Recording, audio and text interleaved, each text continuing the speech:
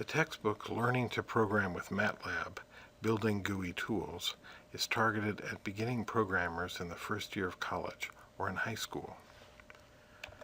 Students learn the elements of programming in MATLAB. This includes fundamental data structures like variables, arrays, and strings, basic 2D plotting, and control flow commands. Also covered are basic animation, user-written functions, and more advanced MATLAB data structures like cell arrays and structs. In the Notre Dame first-year engineering course, this takes about 5 weeks. Students then learn how to create a graphical user interface using Guide and how to take an existing program and connect it to the interface in a well-defined series of steps. The result is what we call a GUI tool, a computational model with a graphical user interface. In the first-year engineering course, this takes about 2 weeks. In a little more than half a semester then, the students have learned to program and to create interesting GUI tools with which they can explore the behavior of a computational model.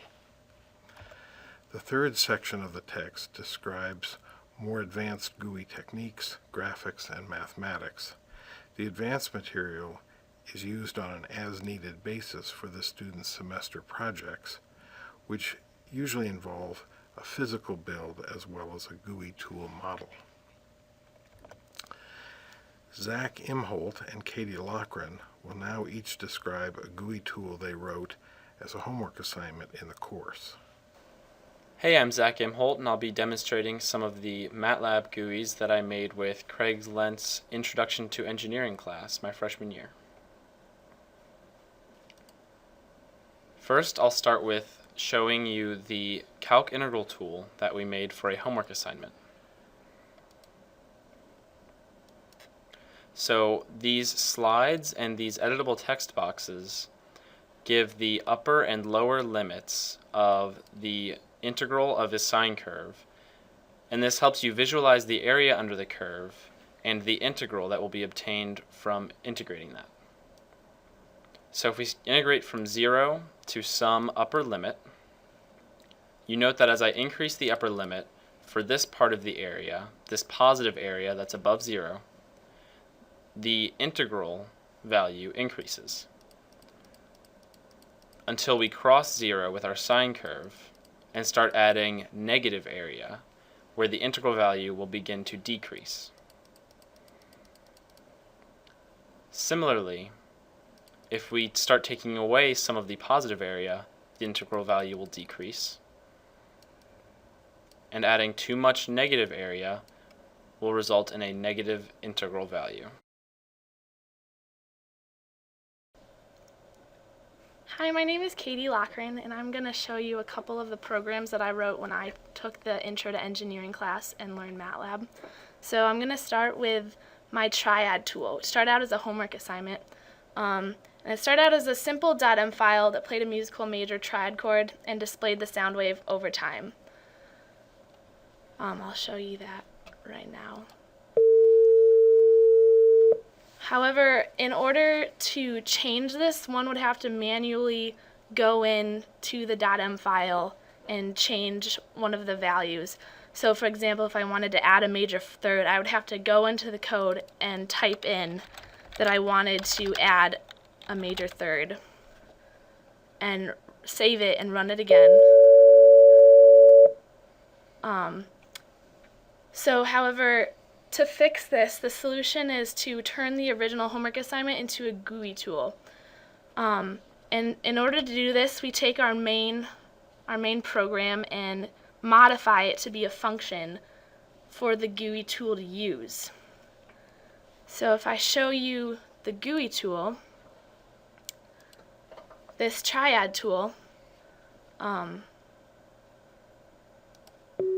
change one thing, and you can instantaneously see the results. So if I wanted to add a major third, instead of typing it in, I click a button.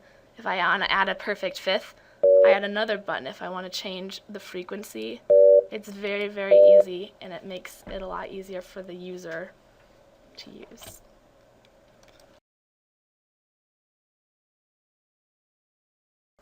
I'll now be showing you the GUI that my project group made for our end of the semester project. Here's the GUI that will allow us to visualize some solenoid buoy system where the buoy is atop these mechanical water waves and is moving over some fixed permanent magnet. We can change the parameters for the water wave to fit any sort of circumstance, and we can also change our design of the solenoid. So note that with the given wave period, wave amplitude, wavelength, and number of turns in the solenoid over a given height and solenoid diameter, we had a peak voltage of 0.17 about. If we were to increase the number of turns in the solenoid and then replot, nothing has changed about the physical waves, but we've increased our peak voltage. Similarly, if we were to increase the speed which the buoy moves over the magnet by decreasing the wave period, we get an even larger peak voltage. And this is the signal that would be measured across the ends of the solenoid. So that's the induced EMF in the coil. So by changing these parameters, we will better be able to design some solenoid to fit some physical system to get some peak voltage that we want. So here's the poster presentation that my group gave after everything had been done for developing the GUI and creating a physical build to model the system that we've modeled. I won't go into the details of the physical model, but we did analysis for different frequencies and different wave amplitudes. And we were able to gather some data using an oscilloscope to measure the signal that was induced across the ends of the solenoid. So at a qualitative level, these are the oscilloscope readings which we took across the ends of the solenoid of our physical build. And they have roughly the same shape at different, depending on the amplitude and frequency that we made our oscillator oscillate at. But they look the same as the signal that our GUI predicts, which instills confidence in the qualitative value of the GUI. From a quantitative perspective, we analyzed the peak voltage that was induced across the ends of the solenoid at a fixed period for varying amplitudes of the mechanical wave. So we fixed the mechanical wave at a certain period and varied the amplitude, and we gathered experimental data. And the small error bars instill confidence in the precision of our measurements, and because the fit of our experimental data fits rather nicely with what our GUI predicts for the peak voltage, that instills confidence in the accuracy quantitatively of our GUI. And it's the same here at a different fixed period. So throughout the course of the semester, we were equipped with the tools to build a working graphical user interface and learned how to correlate that with a physical build. Throughout the course of this project, we had to apply our understanding of how computational models can reflect a physical model, and were challenged to create our own computational model that accurately represented a physical model of our choosing. This was all in our effort to utilize the GUI to gain some insight into a physical system to determine which design parameters were necessary to set for the system in order to attain a desired result.